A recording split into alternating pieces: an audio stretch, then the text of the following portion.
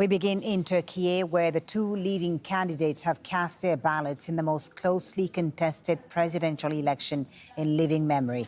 After 20 years in power, President Recep Tayyip Erdogan is facing his toughest electoral challenge yet. Much of the opposition has united to back one candidate, Kemal Kilicdaroglu. In a country still scarred by February's devastating earthquakes, the government's disaster response is a major issue in this election. The economy is another big concern after a year that saw inflation hit 85%. In a moment, we'll speak to Resul Sadar in Turkey's capital, Ankara, where the main opposition leader voted. But first, let's go to Sinem Koseoglu, who's in Istanbul. And Sinem, you are where President Erdogan cast his ballot just a short while ago.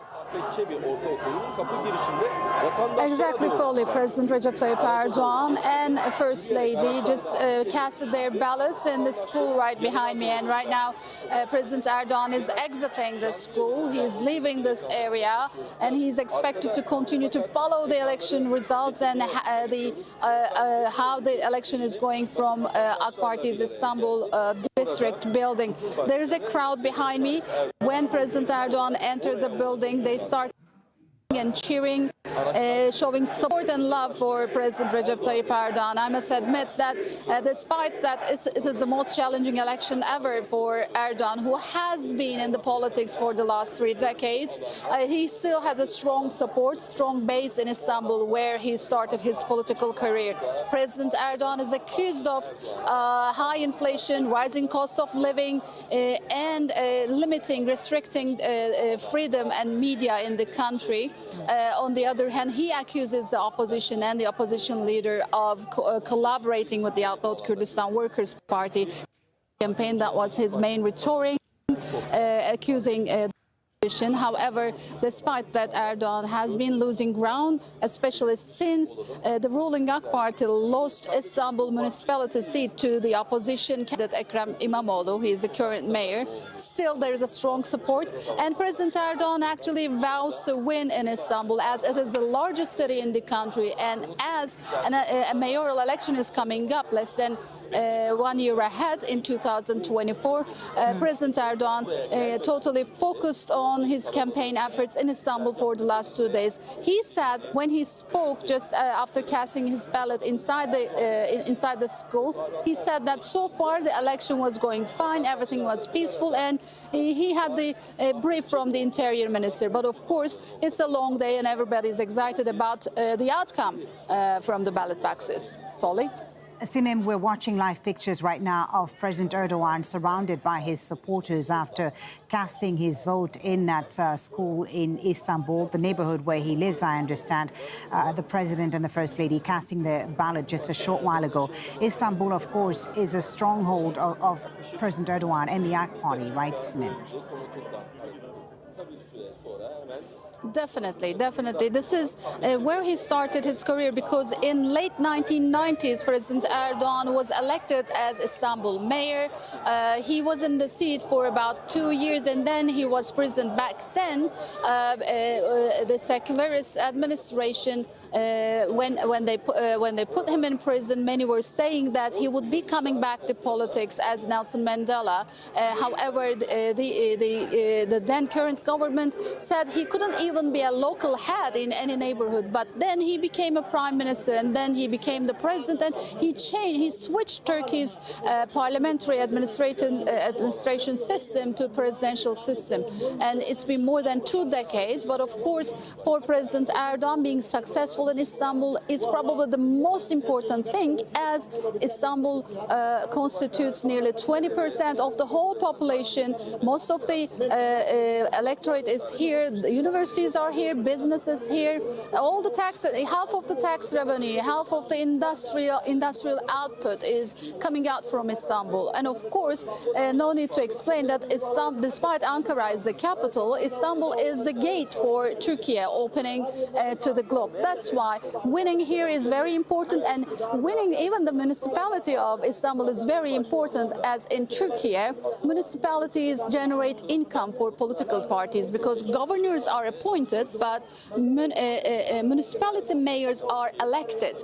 They are candidates of political parties. That's why Istanbul is very critical for Erdogan. And during the last week, he always mentioned that if Istanbul says yes, his political party and himself are possibly going to win. Folly. Okay, Sinem, thank you very much for bringing us the latest there from Istanbul, where again President Erdogan has just cast his ballot at his neighborhood in Istanbul, at a school there. He is currently greeting his supporters.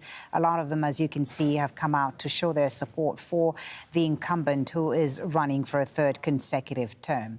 Let's cross over now to Resul Serdar, who's in Ankara, Turkey's capital, where the opposition's main candidate, Resul, has also cast his vote. That's correct. We are in a primary school in Ankara where the opposition leader, Kemal Kilicdaroglu, the main leader of the opposition, Kemal Kilicdaroglu has just cast his vote. So people, his supporters were here waiting for him since morning. And once he got into the schools, so we have seen that they were warmly welcoming him. There was quite an excitement here, and the hopes are very, very high this time because they believe they can defeat President Erdogan this time. So the 6 opposition parties have came together and they have formed an alliance, picking Kemal Kilicdaroglu as their unity candidate. And through his presidential election campaign, he has been accusing the government of the corruption, vanishing the democracy and peace, and also destroying Turkey's reputation internationally. That's why he was promising his supporters, or the Turks, the public here, that once he's in the power, he's going to restore democracy and peace at home. He's going to create conditions for the greater individual freedoms and rights in Turkey. And also, internationally, he was promising better relations with the West, to bolster the ties with the West, with the United States, the European Union, NATO. And also, in the last 2 days of the campaign, he has been warning Russia that it is meddling with Turkish internal affairs, which was regarded as a signal to the West that once he's in power, the relations of Turkey and Russia are going to be more nuanced. So, but here, one of the main factors that is going to determine the outcome of the election is definitely the economy. So the skyrocketing prices here, and people are suffering from that prices, and also one of the highest inflation rates in the world. So here, Kemal Kilicdaroglu and the opposition was very much focusing on that the economy, recovery in economy is going to be on the top of their agenda once they are the government. However, today, so it is the first round of the election. If none of the candidates receive more than 50% plus 1 vote, then it's going to be decided in the second round, which is going to be held on 28th of May. Thank you, Resul, for that. Resul Serdar live for us there in Ankara. As Resul mentioned, the economy is a major concern for voters. Earthquake reconstruction is another concern. Almost 100 days after the devastating tremors in southern Turkey, hundreds of thousands of survivors are still living in camps or are scattered around the country. As Zena Hoda reports from Antakya, that's not stopping them from voting. These people traveled for hours to return to their home provinces to vote. They are survivors of February's earthquakes. They were displaced. More than 1 million people relocated to cities across the country. According to Turkish law, you need to be at your place of residence in order to cast the ballot if you do not re-register a new address. People here say they are determined to make their voices heard.